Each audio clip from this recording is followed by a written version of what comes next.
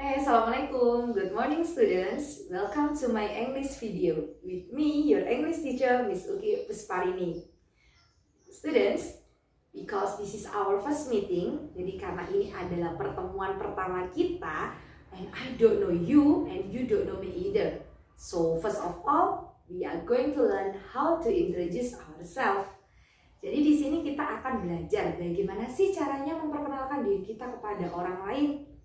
Tapi ingat ya, di sini kita nggak cuma belajar itu aja kok, kita juga akan belajar beberapa hal selain itu. Yang pertama, kita akan belajar bagaimana cara memperkenalkan diri kita kepada orang lain.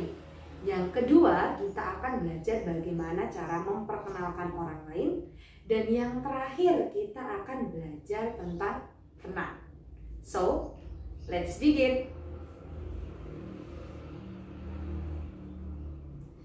Okay, before we start our lesson, I want all of you look at the picture and answer the question orally. First, what are the boys doing? Second, how do you know? Third, did you ever have a similar experience to the picture? Fourth, when did you do that? And the last, what do you say when you introduce yourself to others? Nah, saya yakin kalian paham ya, di sini gambar apa dan tentang apa. Ya, benar sekali. Di sini adalah gambar tentang dua orang laki-laki yang belum saling mengenal dan mereka baru pertama kali bertemu. Jadi di sini mereka baru aja memperkenalkan diri satu sama lain. Ya, seperti kayak kalian ya, ketika bertemu dengan orang baru, kalian juga pasti akan memperkenalkan diri kalian sendiri. Ya. Self introduction. Seperti yang Sugi bilang tadi ya, saya belum kenal kalian dan kalian juga belum kenal saya. Kalau pepatah bilang sih, tak kenal maka tak sayang. Nah, now let me introduce myself. My name is Uki Pusparini. I am originally from Boyolali. I now live in Sidoarjo. I am a teacher. Gampang kan? Mudah kan ya? Jadi ini adalah ungkapan-ungkapan atau kalimat-kalimat yang paling sering digunakan atau yang paling sering dipakai ketika ingin berkenalan dengan orang lain. Yang pertama nih, pasti kalian akan menggunakan kata-kata my name is, nama saya adalah. Yang kedua, I am originally from. Dan yang ketiga, I now live in. Apa sih bedanya I am originally from sama I now live in? Bedanya seperti ini ya. Karena Miss Uki berasal dari Boyolali dan Miss Uki sekarang tinggalnya di Sidoarjo. Jadi Miss Uki menggunakan kalimat I am originally from Boyolali. Saya berasalnya dari Boyolali. And I now live in. Saya sekarang tinggal di Sidoarjo. Terakhir, I am a teacher. Saya seorang guru. Kalau kalian berarti tinggal diganti aja. Jadi I am a student. Saya adalah seorang murid. Gimana? Udah kan?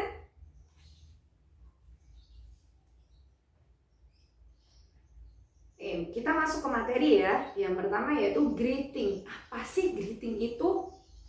Greeting adalah ungkapan yang digunakan untuk menyapa seseorang. Greeting ini ada dua tipe ya. Ada formal greeting sama ada informal greeting. Kalau yang Miss Uki gunakan tadi dari awal, Miss Uki pakai formal greeting. Jadi Miss Uki selalu bilang hello, good morning. Nah, itu formal greeting. Sama seperti kalau kalian disuruh untuk memperkenalkan diri di depan kelas ya, kalian juga pasti akan selalu menggunakan formal greeting. Pasti ada kata-kata hello, good morning, hello, selamat pagi. Beda lagi dengan informal greeting. Informal greeting itu ketika kalian tidak dalam posisi yang formal. Contohnya, ketika kalian berkenalan dengan teman atau orang yang umurnya sebaya dengan kalian. Kalian pasti akan menggunakan kata-kata hi, what's up? Next ya. Nah, ya di sini. If you want to introduce yourself to other people, you can use this expression. Jadi ini adalah ekspresi-ekspresi yang paling sering dan selalu digunakan ketika kalian ingin memperkenalkan diri kalian sendiri.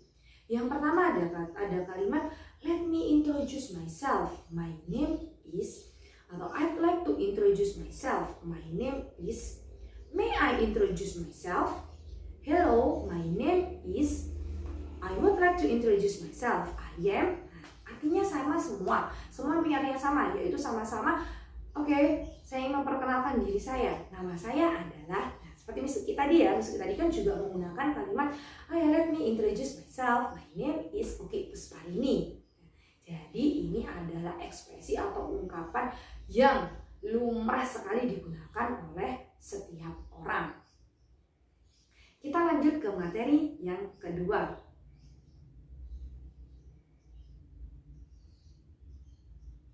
Kita lanjut ke materi yang kedua, yaitu expression to introduce someone to others. Apa sih maksudnya? Nah, expression to introduce someone to others itu adalah ekspresi atau ungkapan yang paling sering digunakan ketika kalian ingin mengenalkan orang lain.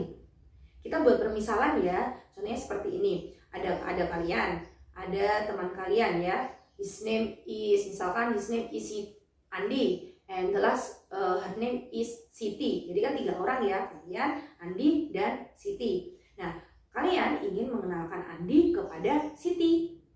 Nah, ungkapan atau ekspresi yang digunakan di sini adalah, kita ambil contoh satu aja ya. I'd like to introduce you to Siti. Nah, ini maksudnya, Andi, aku ingin mengenalkan kamu kepada Siti nih.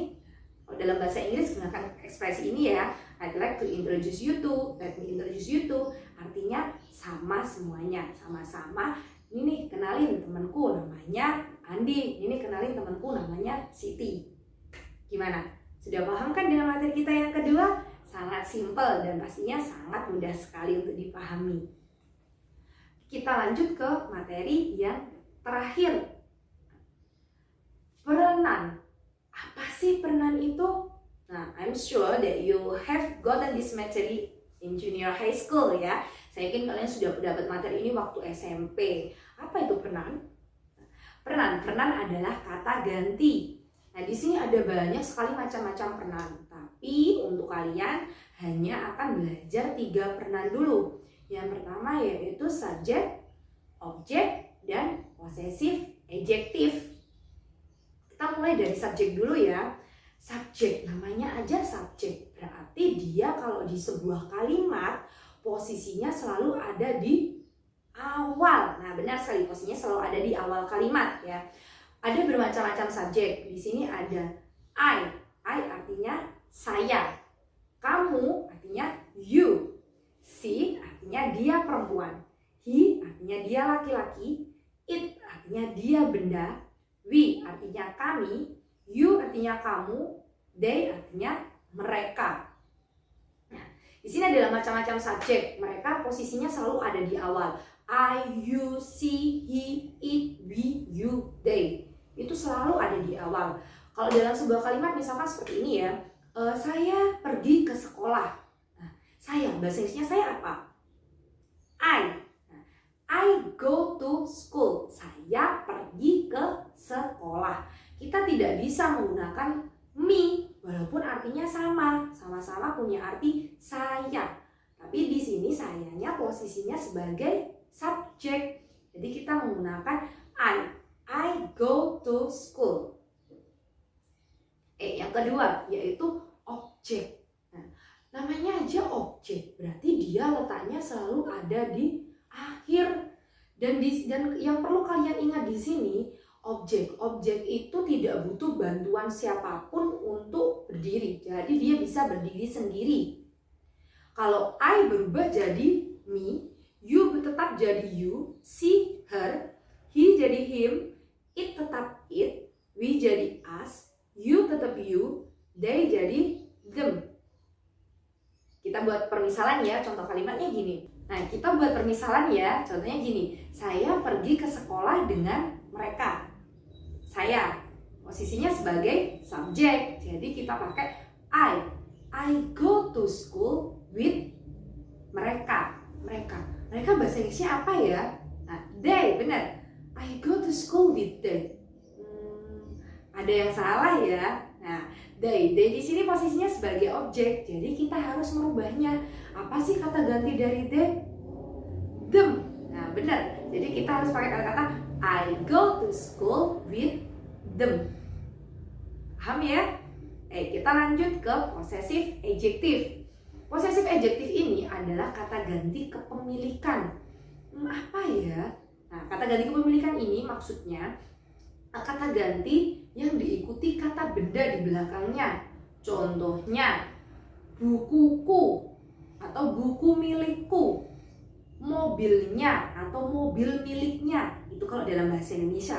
Kalau dalam bahasa Inggris berarti bukuku atau buku saya. Nah, bahasa Inggris saya apa?